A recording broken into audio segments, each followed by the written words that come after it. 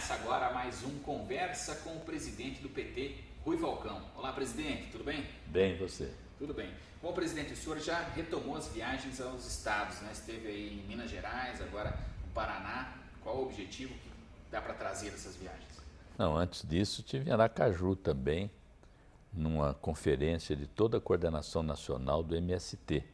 Aproveitei também para dialogar com os dirigentes locais, com os pré-candidatos a prefeito de Aracaju, do nosso partido, e com o governador Marcelo Deda.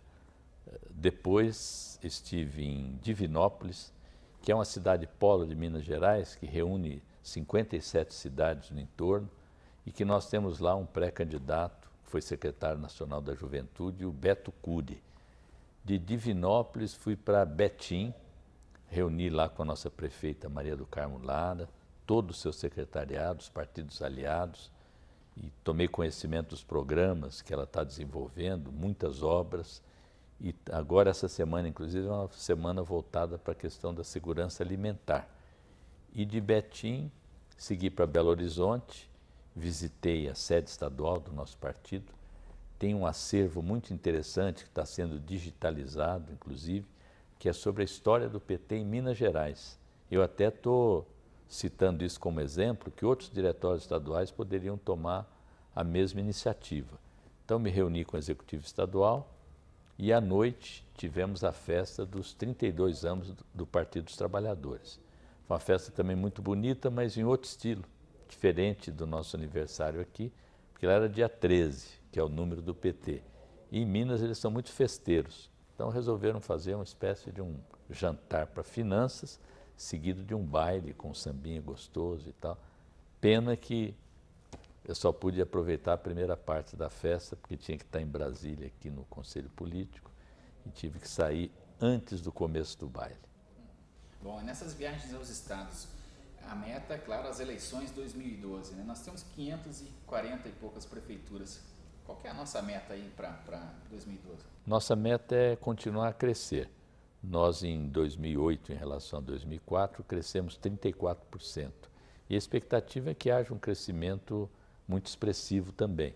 Eu nunca gosto de falar em números, porque depois a grande mídia, se você fala 600 e dá 599, fala que o PT fracassou. Se você faz 601, não dizem que a gente excedeu a meta. Então, eu prefiro trabalhar com a ideia do crescimento. Nós estamos recolhendo as metas de cada estado e elas nos indicam possibilidade de muito crescimento, seja nas cidades pequenas, nas médias, nas metrópoles, e também uma expectativa grande de ampliar as bancadas de vereadores e vereadoras. Bom, o governo da presidenta Dilma fez concessões de aeroportos, né? A oposição está chamando de privatização e dando outros nomes. Esclareça para nós, presidente, por favor, o que foi feito nos aeroportos? O que está sendo feito? Eu quero explicar a todo mundo, não se trata de uma questão semântica, de jogo de palavras, de dizer que concessão é uma coisa, privatização é outra. Primeiro, as concessões elas estão definidas na Constituição. Elas são uma espécie de contrato. E o contrato, ele tem data para terminar, ele tem data para ser prorrogado.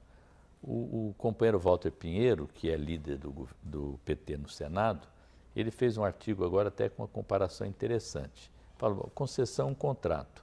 Imagine um contrato de aluguel. Você, ao final do contrato, você devolve o imóvel para o proprietário. Se você quer continuar com o contrato, tem sempre um reajuste do aluguel. Mas o apartamento ou a casa continua com o proprietário, ainda que você, como inquilino, fique lá 10, 20 ou 30 anos. Então, a concessão é a mesma coisa. Você concede um aeroporto, ao final do contrato ele pode ser renovado ou não. Se ele não for renovado, todos os investimentos, todas as benfeitorias revertem para quem concedeu o aeroporto, no caso, a União, o governo federal. Uma outra diferença, no caso das concessões dos aeroportos, há a chamada outorga. É uma espécie de uma taxa que o concessionário paga para poder ter a concessão. E ele ainda tem a obrigação de fazer investimentos. Outro detalhe é que, no caso dos aeroportos também, a Infraero, que é uma empresa estatal, ela tem 49% das ações da companhia que vai ser criada para administrar os aeroportos.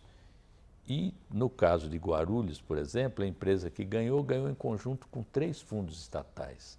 E mais, o controle do espaço aéreo, a segurança do espaço aéreo nacional, continua a ser feita pelo Ministério da Aeronáutica. E existe a Agência Nacional da Aviação Civil, a qual os concessionários têm de prestar contas e são fiscalizados também. Então, isso nada tem a ver com aquele processo de venda de patrimônio público por preços depreciados, inclusive pagos com as chamadas moedas podres, que deu tanta denúncia, recebendo até o apelido de privataria. Não se chamava nem mais de privatização, mas de privataria. E eu quero fazer uma comparação para que todo mundo possa entender bem. Vamos pegar o exemplo do aeroporto de Guarulhos.